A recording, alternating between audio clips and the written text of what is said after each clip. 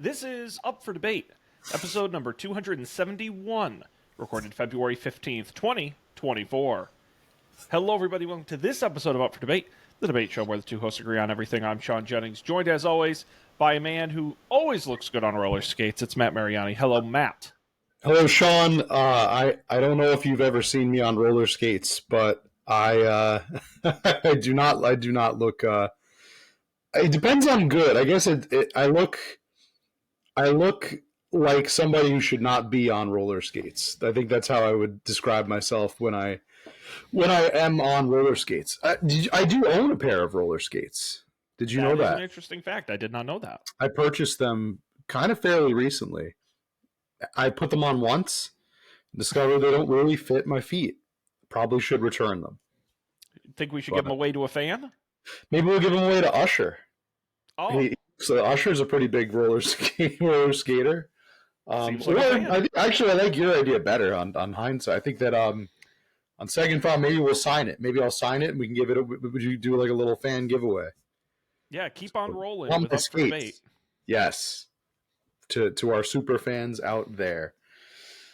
Sean, how you doing? We got a whole Super Bowl here to cover and talk about today. An exciting one, a very close one, a fun Super Bowl indeed. But I think we might be remiss if we don't call out the tragedy that took place at the Kansas City parade the other day.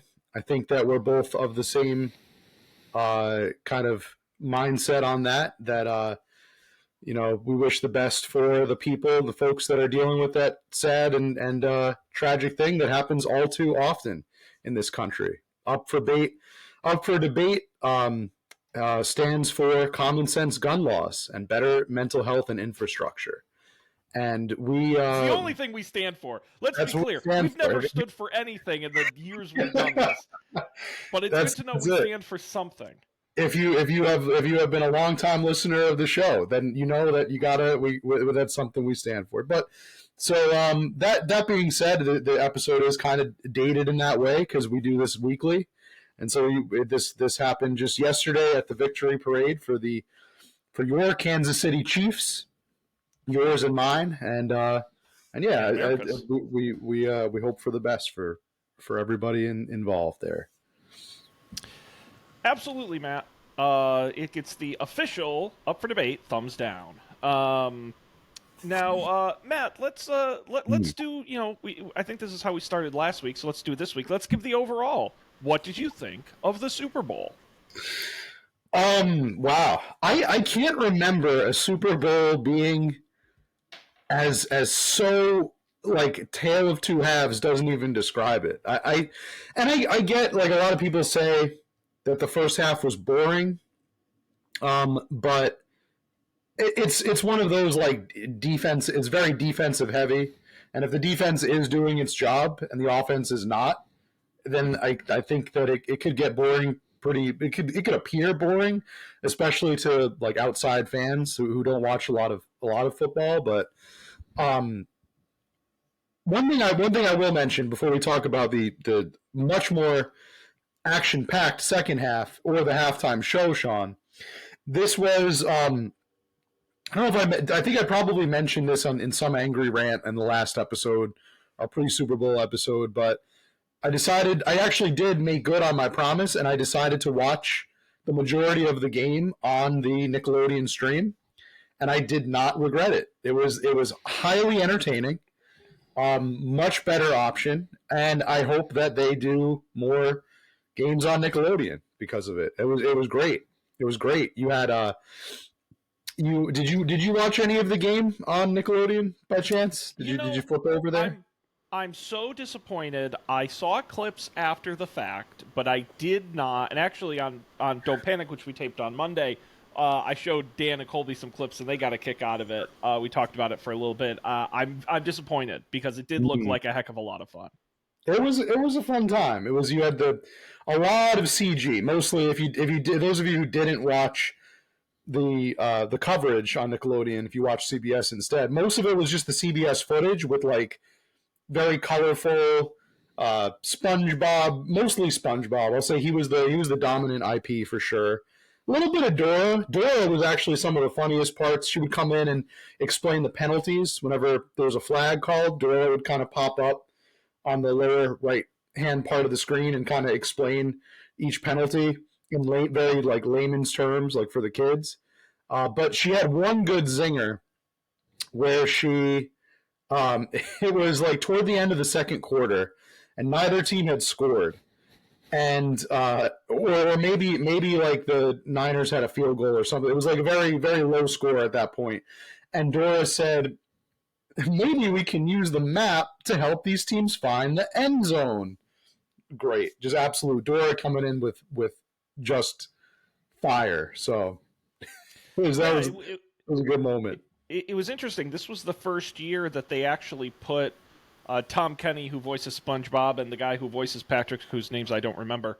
They actually had them with a special camera on them, and they were live commentating in the characters' voices to 3D characters in real time, which I thought was really, really neat. Bill Fagerbach. Well.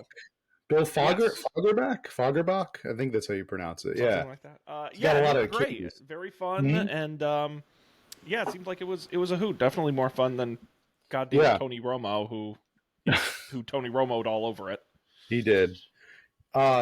He sure did. The Patrick voice actor we just talked about, Fagerbach. He had a good one where the Niners had that fumble, the disastrous fumble on like the second play of the game, and he said that they had to firmly grasp it, which was a great SpongeBob reference to I think when they were like jellyfishing or something, like holding the net, gotta firmly grasp it. So a lot of good callbacks. They seem to be having a lot of fun.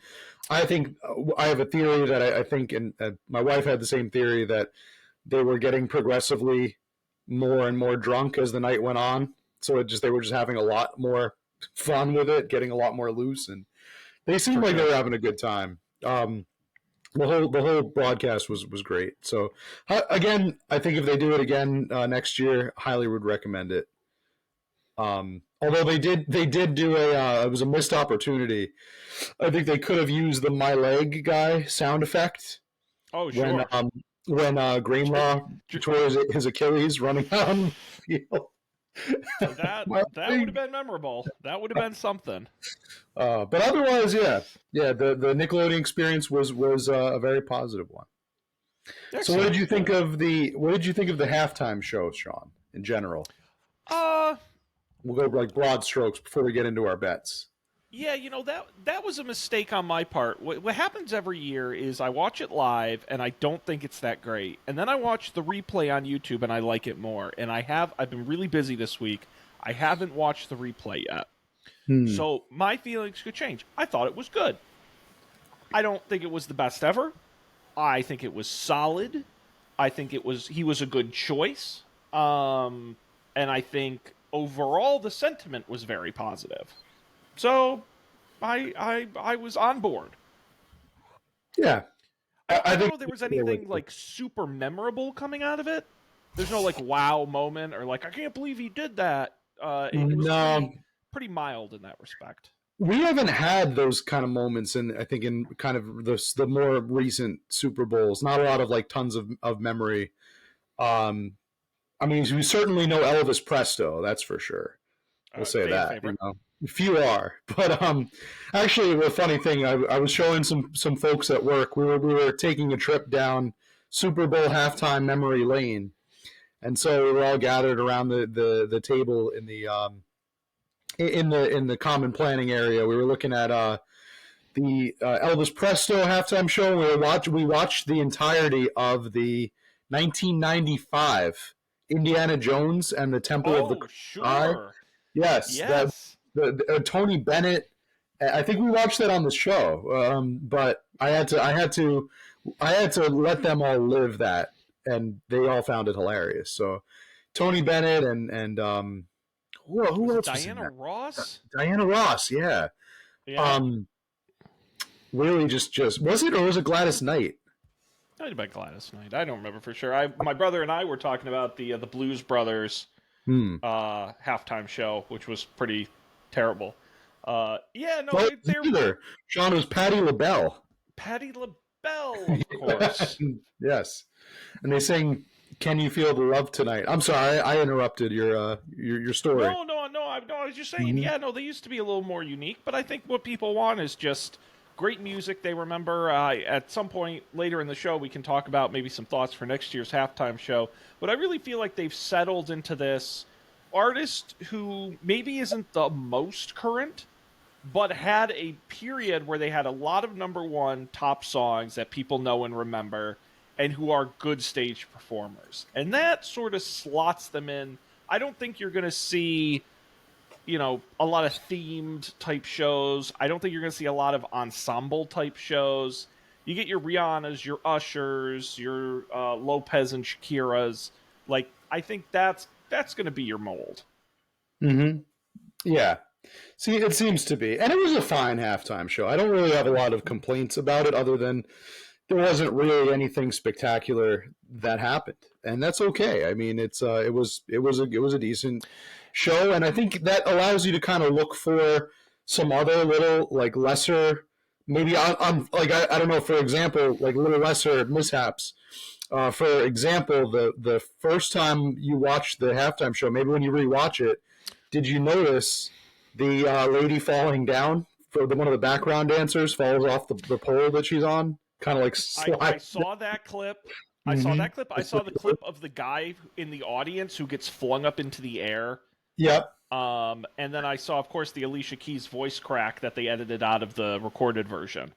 Yes. Um, Now that one I actually hadn't heard of the last one. So really, she yeah, had a when okay. she starts her first song, like her first note, her voice cracks in the live Ooh. one, and then they actually edited the audio in the YouTube version, Mm. and it's sung cleanly, which I thought was kind of unnecessary, but Mm-hmm. free country. Uh, Matt, let me ask you this, Mm-hmm. because there's no bigger part of the Super Bowl than, of course, the commercials. Any Yeah. commercials stand out for you this year? I mean, I think as Americans, we're getting tired of Super Bowl commercials, especially the fact that 90% of them were teased a month ago. But were there any that stood out, good or bad? I have to say the one that I keep coming back to was the Duolingo commercial. Which one was Do that you, one? so the Duolingo commercial, it was a quick, like it was a maybe 10-second spot, if that, and it had the Duo Owl, right? Duo, I believe the Duo Owl named Duo. Yep. And it was like him facing away from the camera, and then his ass inflates, and it becomes like his another one of his faces. It's like two Duo faces, and then Are it you making pops. this up? No, it pops. This But sounds like you Sean, made it up. the real this was real, but the real like that would have been entertaining on its own. It was just a quick like 5 second thing, but then right after the ad was over, everyone who had Duolingo installed on their phone, if you look down, had a notification that said "No buts, time to do a lesson." And I thought that was just really, really good, like effective marketing. Huh. I This no, was I a real totally thing. missed it when it aired, It but was, it yeah, was quick. Like I said, it was real quick. It was, I think, right after the halftime show, maybe before like that break, before going into that game, like the start of the third quarter. It was quick. So if you blinked or if you left the room, you missed it. It was quick. And the no buts time to do a lesson. It was. I thought that was effective. It was well timed. cool. I think in a normal, like in a year where there would have been some better quality ads, it wouldn't have stood out as much. But I really like. Other than that, I guess the other showstopper for me was the Dunkin' commercial with Ben Affleck, Matt Damon, Tom Brady, J Lo. Like that one was all right.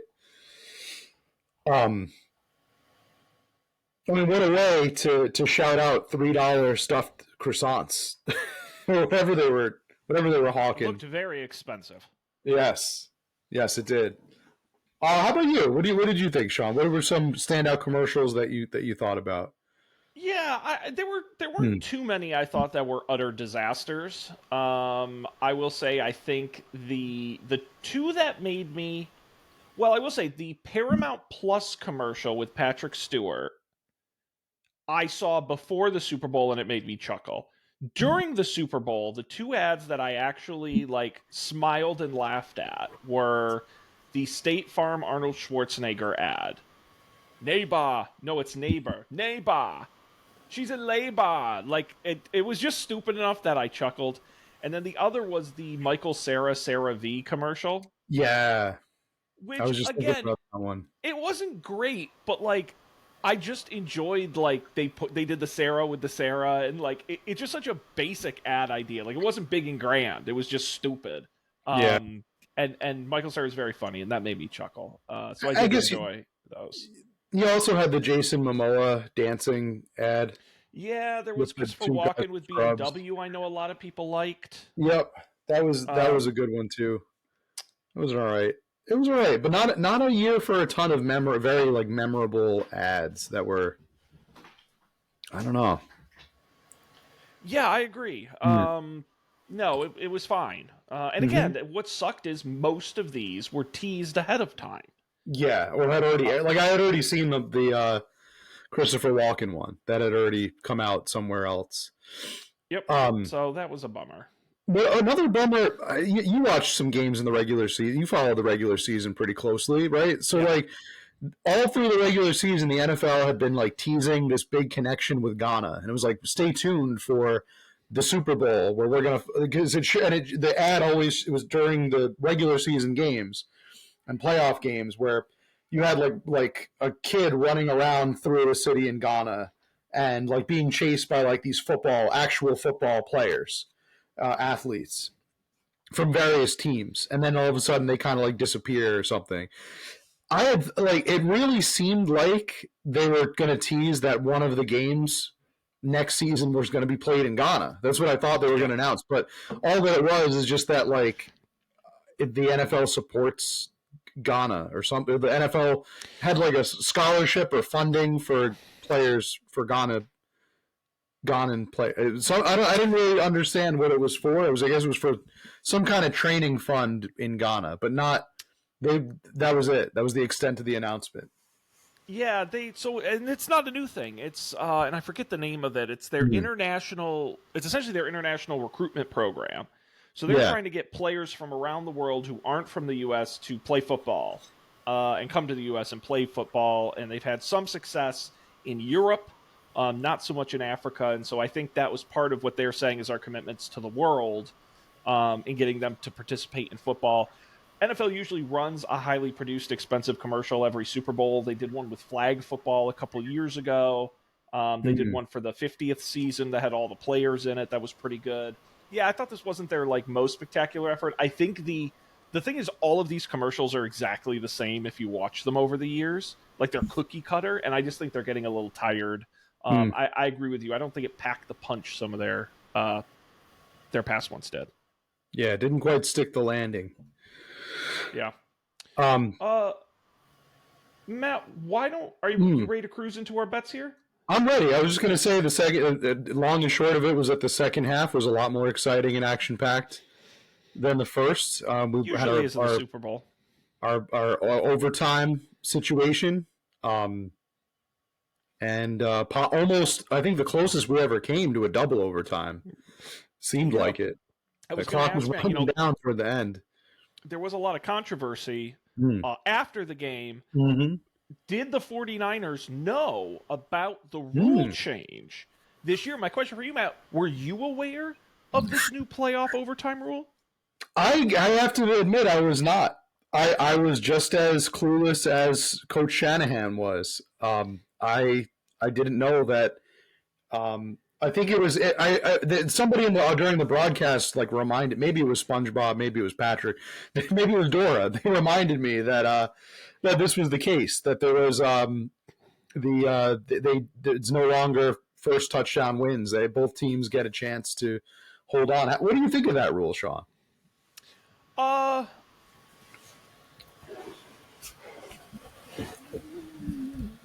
I like it. I honestly wish they would just go to the college rule, set them up Mm. at the 25-yard line, and they got to score a touchdown, and there's just no kicks, and you don't have to run the whole length of the Shootout field. style. Yeah, Yeah. and which I think is A, more Mhm. entertaining, and B, goes faster. So I prefer that. Is this a kind of to me? What's weird is why have one rule for the postseason and one rule for the regular season? Like that to me is very strange. I agree. Um, I think that's where it should. That's where they should probably look at making a change. Is that it's you gotta be consistent. Just because it's the big game, you can't change the rules of it. I Now, mean, I will say, not to brag, I did know about the mm, change mm, because I'm a nerd who follows like literally when they vote on the rule changes every year, I read all of them because I find it interesting. So I did know about the rule change.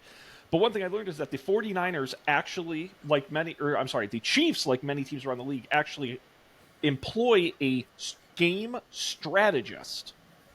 It's a position on their staff who can radio into the coach to let them know about things like that, rule specifics mm. and things. The 49ers do not have that role. So, an interesting. So it's just like playing Madden.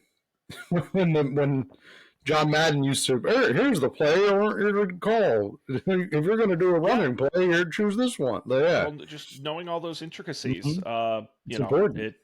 it matters. Although I Hmm will say, and we do not have time to get into it too much, I think should the 49ers have taken the ball first or taken the second, I think that's overblown, to be totally honest. Oh yeah, Uh, because they should have scored a touchdown on the first drive, and that was their problem, and they fucked up. And then their defense should have stopped the Chiefs. So it's not like they didn't have the opportunity. They probably still would have lost the other way around because Chiefs would have scored a touchdown on the first drive, and then they clearly didn't have minimum to score on the second. So I don't think it would have mattered. I don't really. I mean, we'll never know for sure, but I don't think it would have made a solid impact if the situation had been reversed. Um, it's one of those things that again we'll never really know what the reverse what might have been, but definitely would have been, I guess, more sound a more sound strategy. You could make an argument Yeah, if they had, absolutely. but yeah, again, I think it's something we'll never know. I think they were really the mentality of the 49ers was that both teams were tired. You could see even if Shanahan had known about the rule, both teams were tired at that point, and so you think if there's a certain degree of advantage if you are the team that scores first because the other team now has an uphill battle, right? Yep. So I think it really and those advantages kind of offset really. Yep. I am with you. Mm-hmm. All right, let's get into our bets. So, um, we'll go through each of these and tally up. Now, Matt, for the folks listening at home, this is the first year ever. Every year prior to this year, I've live shared the results during the game. However, this year I had a place to be. I was with my niece and nephew, and I just didn't feel like doing it. So, for the first time, Matt, you don't know if you've won or lost.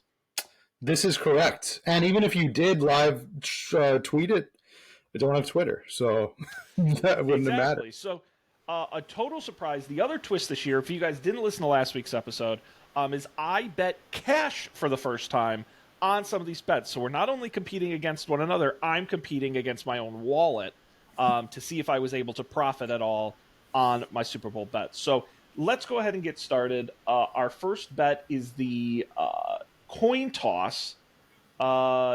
Matt, you chose first. You always choose first. You chose heads this year. And then you chose the Chiefs as the team to win the coin toss. Now it's two separate bets for two possible points. And Matt, it was a hot start. You got both of those correct. Yeah, I was feeling good when that happened. Um, but now they deferred, right? They did. I think the 49ers did in fact start with the ball, but it was because of a deferment. The Chiefs had won That the is toss. correct. Mm-hmm. Coin toss was thrown out by the high school coaching staff of the Hawaii, the place The in place that Hawaii, burned down. the place that burned down in Hawaii. I forgot the name of, tragically. Now, Matt, I will say, Yes, as, Lahaina. as a bit of a as a bit of a fun fact here, Mm-hmm. um, out of all the years we've done this, every year except one, the person who picked the coin toss correctly won the whole thing. So Indeed, there's a strong correlation to that hot start with the coin toss and winning the whole shebang. that's right. So So interesting. We'll see if that can hold for you. See. After 2-0, so you're 2-0 right now, heading into the anthem, sung by Miss Reba McEntire. We had bet the line at 89.5 seconds. We both took the over. And the result, it was touch and go for a minute there. I was with my whole family, and they know I do this. I had the timer going, and boy, for the first 15, 20 seconds, she was hustling. Holy crap. And my whole family's like, she's going too fast. And they were watching it with me. But then she gets to the end, she goes, home of the brave, like she does it again, which counts. And so, Matt, she went 95 seconds. So she went over, and we both won. And I will also say I bet $5 in an offshore casino, and I won $3.33 on that bet. Very nice. Nice pickup. Reba, Las Vegas. Yes, indeed. And I thought she did a good job. I thought it was pretty solid. It was. But we both won. We should have a little counter, Sean. There should be a Matt counter and a Sean counter. Let's get friend of the show. Let's get friend of the show Dan Miller on that one. See if he can. Dan is working around the clock to try to revive the Draft-O-Matic software for next week, which may not live. So I can't. I can't burn him. It was 3-1, Matt. We're 3-1 at this point. 3-1. You're ahead. Moving on to the first team to call a timeout. I had picked the Chiefs. You had picked the 49ers. Matt, do you remember the result of this? Were you paying that close of attention? I remembered in the moment, but I don't. Was it the? No, see, I don't. I lost it. I remember when it happened. I was like, oh, that's a timeout. I got to remember that. What was it? What was the first timeout? If it weren't in our sheet, I wouldn't have remembered it either. The first timeout was at the very end of the first half. We basically went the whole. By the way, were there any They were like, no, sorry. There was. There was, I think, one penalty in the whole first half. One or two. Yeah, very few penalties. Yeah. It was at the very end of the first half. It was clock management. If you remember what team was working their way down the field at that point, it was the Chiefs. The Chiefs called the first time out, which was my pick. And so, Matt, the score is now 3-2. You're getting close here. It's tight. It's still tight, but there's just more like the second half. To score here. Next up, we have the first player to score a touchdown.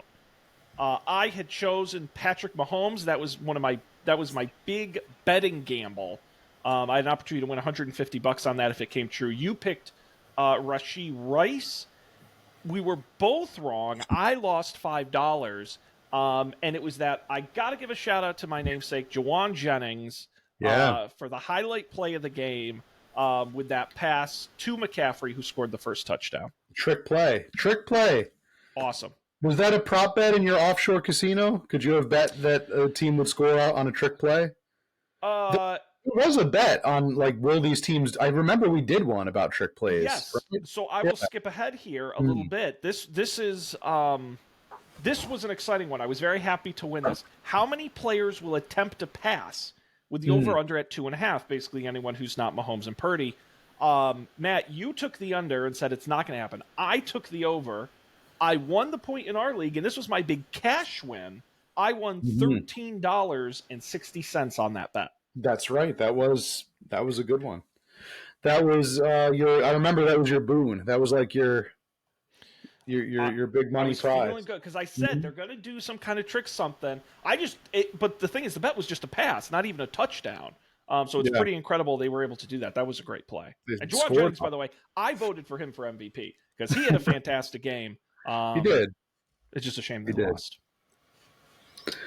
All right, let's do this bet next. Who will have a longer pass completion, Purdy or Mahomes? The answer, I should have pulled the numbers of what each of their longest was. But the winner was Patrick Mahomes. Not by much, but Patrick Mahomes did throw the longest pass of the game. Matt, you had picked Patrick Mahomes, and so you pick up a point there. All right. I was trying to desperately Google it as the stats are out there somewhere. It was both. They both had a decently long throw, but Mahomes was longer. And so, Matt, heading into halftime here, you are up, but it is close 4-3. Mm-hmm. Now, we had bet overall total songs played during the halftime show. The over-under was 8.5. We both took the over, and the result was an astonishing 13 songs were sung. Was this the most songs sung by That's a good question. individual artist? And I'm putting individual artists in quotes because they weren't all Usher songs, but there a lot of them, if not all of them, were collabs, like collabs that he did with these artists. I think most of them. I will say, almost all. Last year, Rihanna did 11 songs. And The Weeknd did 9 songs back in that year. I happen to have those in my sheet. So no, it's a pretty staggering amount. We both got a point, and I bet on this, and I won an incredible $2.27. Another nice little payday for you. Yes, sir. Right now, as of this moment, I am in the profit. But there's still some bets left. This takes us to the halftime set list, so this is a great opportunity to pick up some points. It's 5-4 in favor of Matt, so it's still very close. Matt, you were nervous going into the halftime show about your song picks. I was. It was one of those things that I usually research ahead of time, and I did not. And I thought that I was kind of desperate, really desperately going in. You could listen back to that episode and just hear my heart pounding. I think I was sweating just as much as Usher was during his set when I made those picks. But yes, sir. Tell me how they worked out. Did they work out? Actually, I have to check something. Or did they did they flop just like that backup dancer? I may have. Give me a second to just double check. Oh, we got a challenge a booth review, and up for debate first. We have a booth review on the on the play, and the call on the field stands. Sean will not be charged with a timeout. Okay. Matt, would you believe, so I guess I'll just cut to the result. We tied. Wow. 2 apiece. You got 2 out of your 3, if you can believe it. My Boo was on your list with Alicia Keys and Usher, and then Confessions Part 2. Yep. You got both of those, and then I was very surprised. That's why I had to double check. I'm like, I can't believe he didn't play DJ Got Us Fallen in Love. I did get Yeah and Oh My God. What was out of curiosity, what was the song that I had guessed that he did not perform? Oh, shit. Matt, the review is changed again. What is with these officials? Oh, my goodness. For some reason... The replacement refs all over again. So here's the thing. What's the thing? When I watch these halftime shows, I don't write down the songs because I frankly don't know half of them. Yeah. And so I have to Google blogs where it's like set list for the halftime show. And the thing is, sometimes they don't agree. Like, it shouldn't be that hard. But you'll go to different sites, and so I have to find a couple to prove. Matt, I can't believe it. I can't believe it. You actually got 3 out of 3. Oh, wow. I was not expecting that review. I thought the review was going to go in your favor. Part of it. How about that? Yep. So you actually have an additional point in the final tally.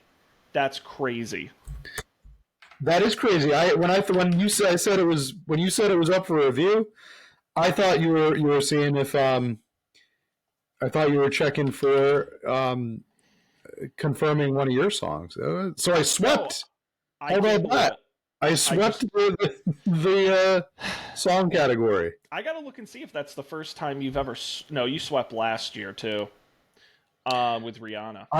Personally, though, I think if either of us had guessed that Lil Jon would come out and perform "Get Low," Oh, that then was great. I think Turned you should out get for an what? additional 3 That was points for awesome. that. It turned out, yep.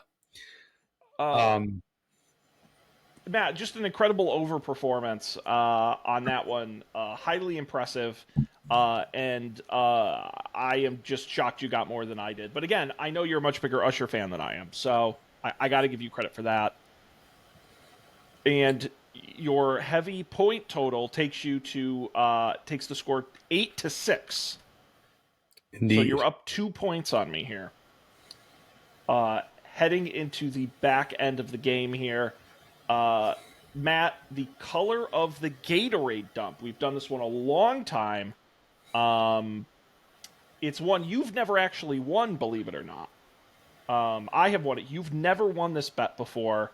I predicted orange. You predicted purple. These were the top two, most likely by the betting lines. And Matt, I think I saved the video here that I can put up on screen of the Gatorade dump with my man, Coach Reed. Yeah, I'll throw this up just because I took the time to. There you go. Purple was the Gatorade dump color. It was. They had to pull them away. In honor of Grimace's birthday. We should have known.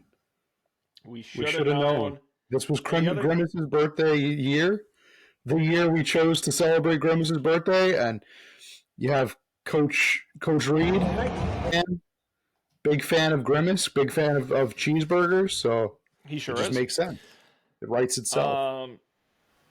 Yeah, well, it's interesting, Matt. It not only won you an additional point, taking you to 9-6, but it lost me $5. What did you bet on again? You were orange. Orange. I took orange. Yeah. I was really. Although apparently, and I, we don't have to get too much into it, but apparently, someone thinks somebody leaked the Gatorade color because right in the day before the game, there was a massive amounts of bets placed on purple. Surge on purple. Okay. Yeah, and people think someone spilled the beans. Oh, someone spilled the purple Gatorade. Gatorade. Yeah. Will we ever know what was in the 49ers Gatorade? I never asked about this, but the losing team, did they reveal what was in their Gatorade? Like if theirs was orange, would you be upset? Yeah, I'd be pissed off. You probably should, because that also would have net you another prediction. It would have got you two. And I would have won $15. Potential third, and $15, and a potential third if your namesake Mr. Jennings was MVP. That would have been, which he very well could have been. He was a great game, and I'll be totally honest. Heck of a game. If Jauan Jennings was the Super Bowl MVP, I would immediately have gone online and bought a Jennings jersey, and I would have worn it fucking everywhere. Yeah. And it would have been great. Yeah. My dad actually bet on, because Jauan Jennings to score a touchdown in the Super Bowl, and he gets credit at scoring, quote unquote, as a passer. His odds were so low. My dad bet, I forget what he bet, but he won some really good money, and he just bet because he had Jennings as the name. So nice. It worked out for him.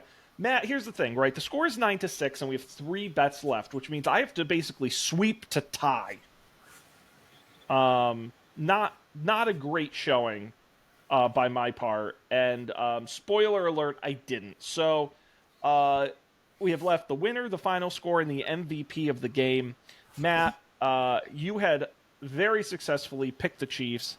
Now, you picked a score of 23-14, which not close enough to give you credit, but not far off either. It was 25-22 was the final. Not crazy far off. And you, yep.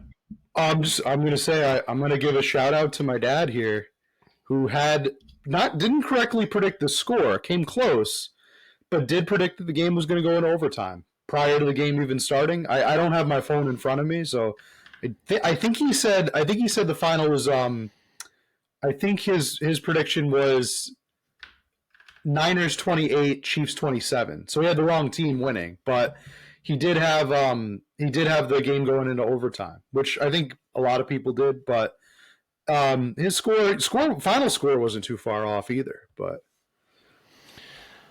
And Matt, you had picked Patrick Mahomes as the MVP, which also happened. So, Matt, it is my distinct duty and honor to award you this year's Prop Bet Championship, beating me with a record-setting 11 points to my 6.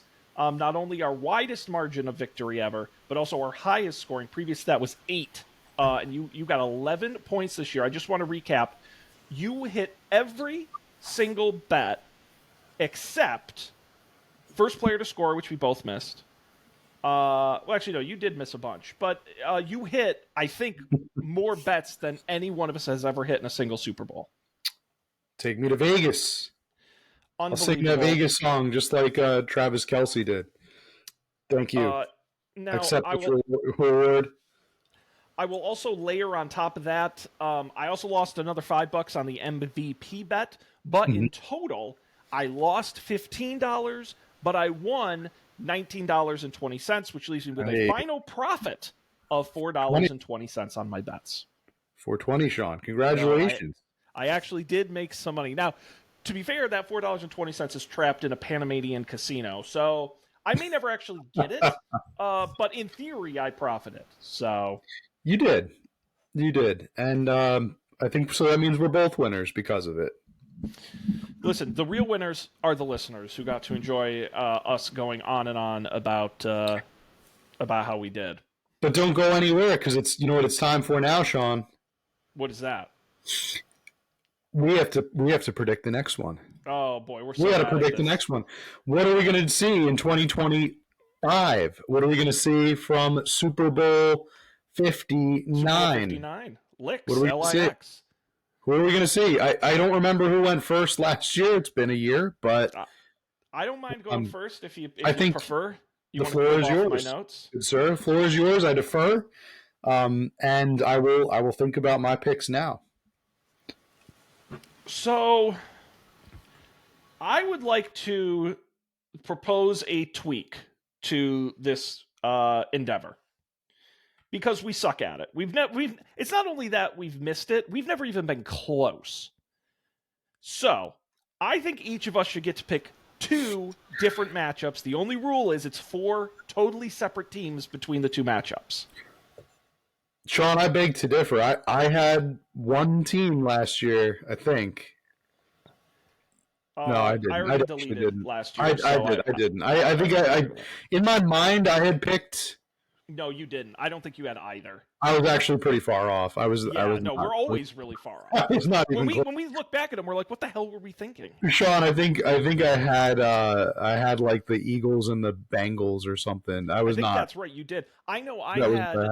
I had the Lions and the Dolphins. So Yeah, you at least had some teams in the mix in the championship. So, if you want to pick one matchup, fine, Matt. I'm going to pick 2. Hopefully, I feel less stupid next year. I think I would like my NFC teams to be. I'm going to go with. I just think the older teams. The Eagles are just too old.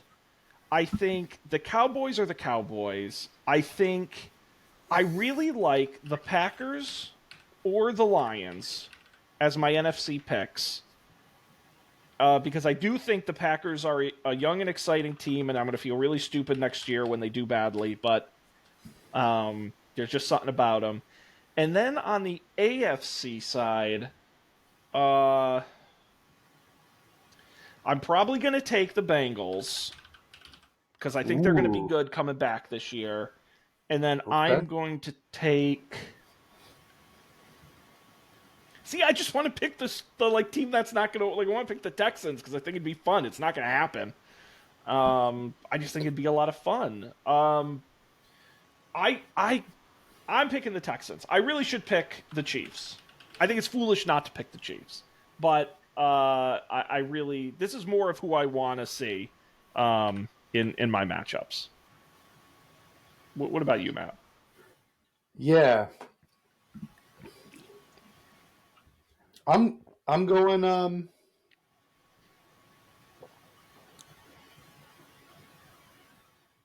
I'm going Eagles Bills. Eagles Bills Super Bowl. That would be It's, fun. it would be fun. I don't think it's too far off the mark from happening. I think that's what I'm doing. I too would really like to pick the Texans and put them in there. That would be my fun pick. And just for the hell of it, maybe I'll have them go to the AFC Championship. Maybe I'll have them and then lose to the Bills there. It'd be kind of fun. Do you want to pick a? And then maybe, which would also be insane because the Chiefs are nowhere near that, the Chiefs are nowhere near there, and that's insane to have them not be at least be in the championship game. But the Patriots didn't win every year either. Do you have a backup who you think is going to be in the NFC Championship game with the Eagles? So the Eagles will play in the NFC Championship. The Eagles will play the Detroit Lions. All right. Let's. So we agree on that. How wrong we are, but I think that's my dream. That's my dream pick right there. That's my dream pick. I think the Lions are going to be good. I think so too. They're not going anywhere. You know what? Nah. You know what? Take that out. Take that out. Okay. It's the Eagles and the Niners. Eagles-Niners championship. Okay. We could edit that in post. Eagles-Niners championship is going to happen, and the reason I say that is because the Niners are going to be real pissed. They're real pissed because they lost, and that's going to that pissiness from Nepo baby Shanahan is going to carry them into the NFC Championship. I think they're headed for down. They got some older guys. They got some contract disputes. Debo is probably leaving. No, you're right. No, you know what? Put the Lions back on there. Eagles Lions. No. I can't change it third time. That's the show rule. All right. Eagles Niners. Fair enough. I could be wrong, Matt. I'm very wrong most of the time. Now you probably both will be, but my final question for you, if you have any thoughts, Super Bowl halftime show next year. Are there any artists you think we might see? Artists you want to see? And any theories on who could be performing next year? Kings of Leon. The name is all over the internet right now, Sean. Everybody wants to see the Kings of Leon perform Super Bowl 59 halftime show. We all want it. We're all going to have it. Kings of Leon. And the song they're going to do, I would like to pick my 3 songs already. They're going to do You Somebody. So their biggest hit? Sex on Fire. And those are, I think, the only 2 songs I know by Kings of Leon.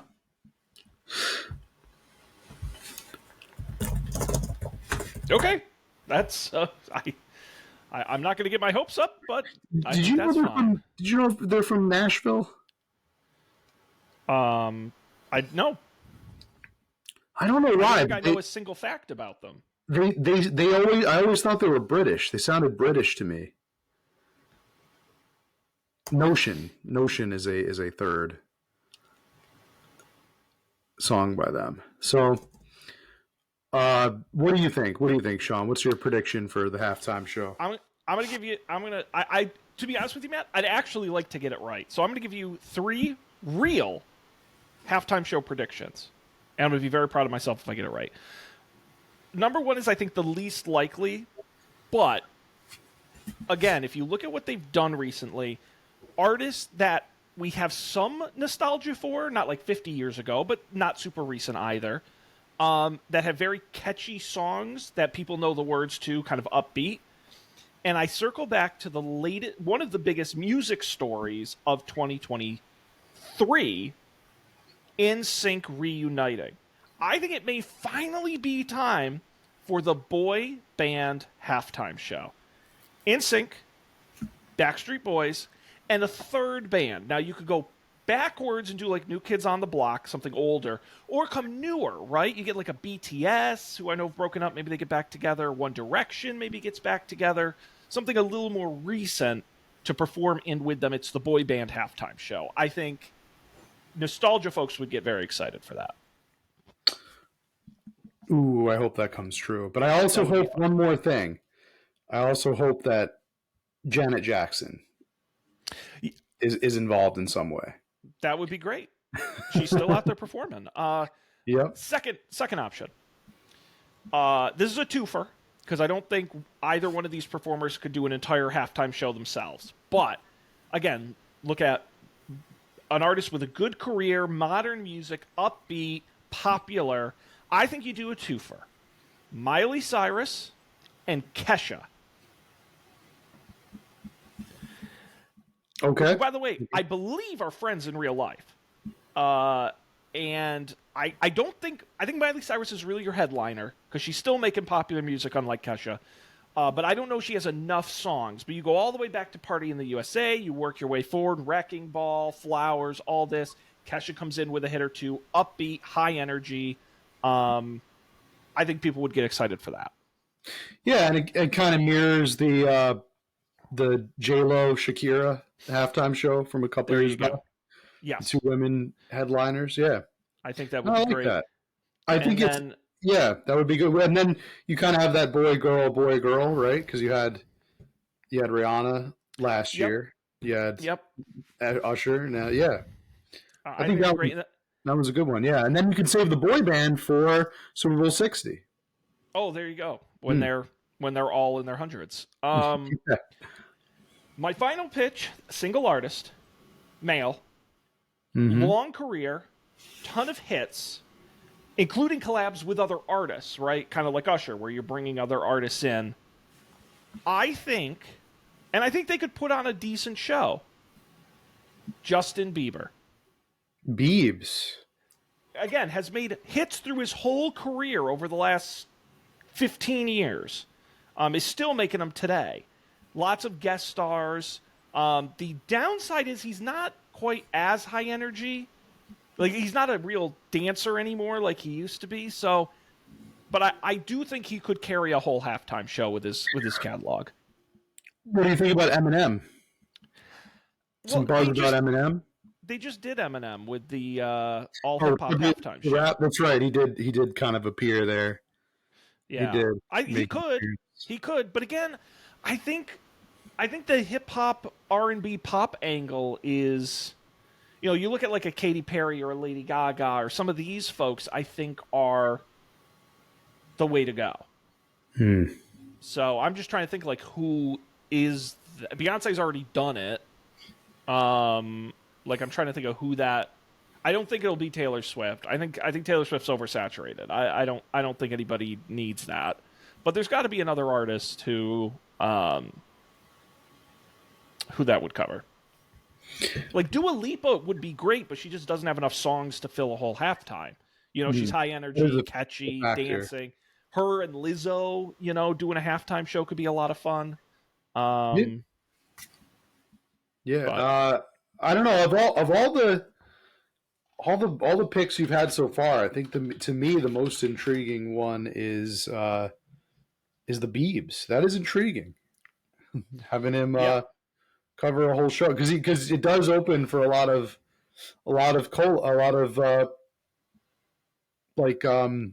joint performances. I think that he does have a really wide catalog. The only thing is it a little too early to pull the trigger because they seem to be really playing the nostalgia factor for our generation hardcore right now. You had like everybody in a row of who was popular when starting with the Ode to LA Rap, then you had Rihanna, then you have Usher. It just seems like that's the progression they're going with right now. Is just people who were extremely popular when we were coming up. Yep. And if they keep that train alive, you'll get to Bieber eventually, I think. But I think before that, you got to go through the boy bands. You got to go through the Miley, the Kesha, the Kings of Leon. Well, I was going to say that in the vein of Kings of Leon, they could. So the Super Bowl next year is in New Orleans. They could pick New Orleans' most famous band to come out of that town. Say it with me. Better than Ezra. Oh, right. Better, yes. And it's good. Yeah, I think that would really representing the sound of New Orleans. Yes, yes. I was thinking of I was I was actually thinking of the Blues Brothers halftime show. The Ode to the Blues Listen, Brothers. get John Goodman out of retirement. Yeah. Get him up there with the He's still guys. alive, right? Do the I oh think yeah, Dan yeah. I Aykroyd's just don't think still he does alive. the Blues Brothers anymore. No, probably not. Probably Yeah, not. that The would be fun. that would be a good time, and I had a good time. Yeah. Once again, the halftime, the Super Bowl, U4D Super Bowl, another one in the books, and Yes, our all-time prop bet record. mhm. You have 6 wins and I have 3 wins. So overall, we've done 9. Heading into next year, it'll be a lot. We will be back next year with another round of prop bets. And Matt, We will. we've made it through the Super Bowl, one of our big episodes of the year, and we got something really exciting happening next week. We sure do. More exciting than the more exciting than the Taylor Swift uh, Kelsey box in a log flume picture. Did you see that picture, by the way? I did see that picture. Great Yes. meme.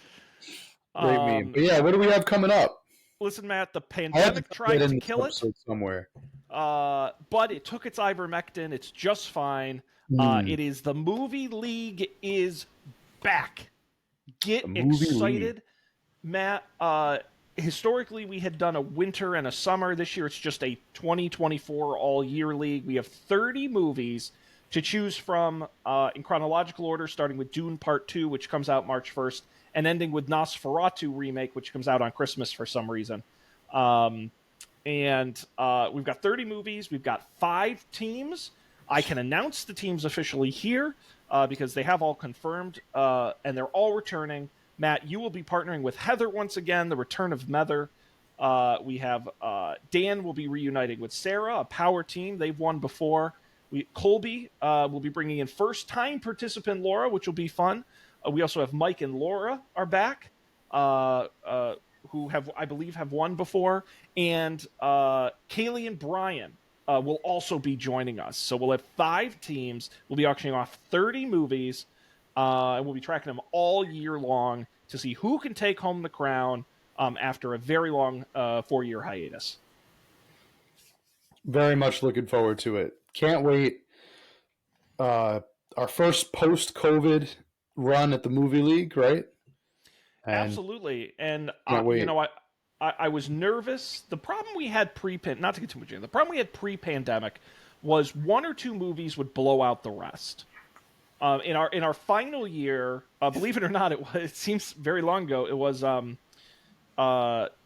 was Star Wars: Rise of Skywalker.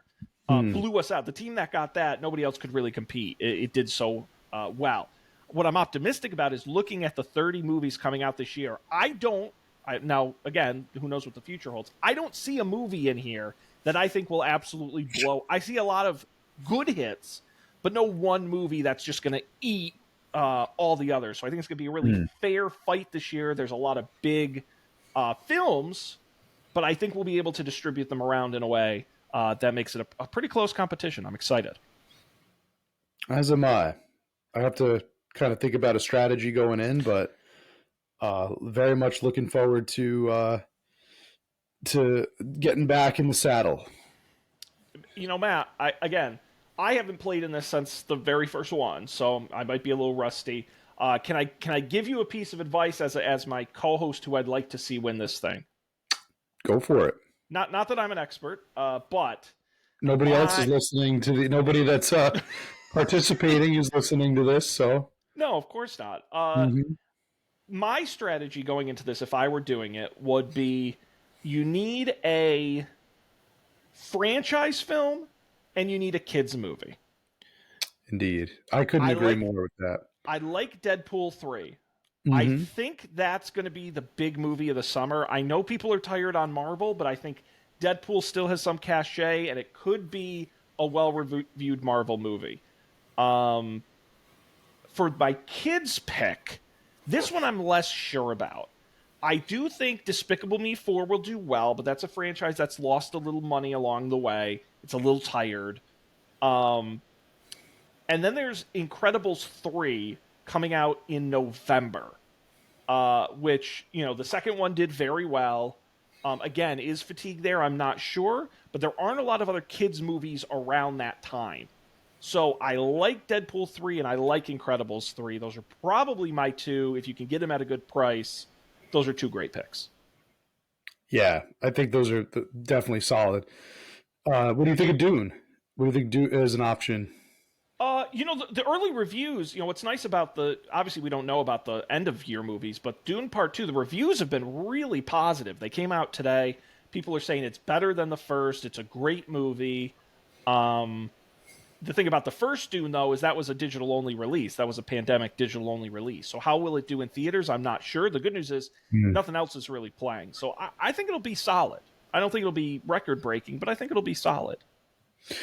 The next question, of course, is on the minds of all our long-standing Up for Debate listeners. We're bringing back the Movie League. When are we bringing back game nights? Listen, of the 4 people participating in game nights, I'm the one with the least amount of life. So I'm not the one to ask. I can barely get Dan and Colby to do the podcast we've been doing before we did game nights. So, Matt, if you can convince them to get on the phone, hell yeah, I'm there. Sign me up. All right. So there's I hope did have. that I was thinking it would be very funny for us, and it couldn't be for the podcast because you couldn't listen to it really.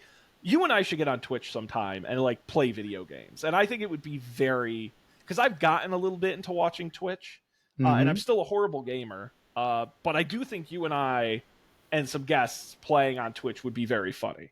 Funnily enough, Sean, March Madness is right around the corner, and oh, buddy, you never know. You never know what March Madness could bring. No, I do know. It's text-based adventure games. So text-based adventure games. The problem is, Matt, you've actually set a bit, and now you're stuck with it.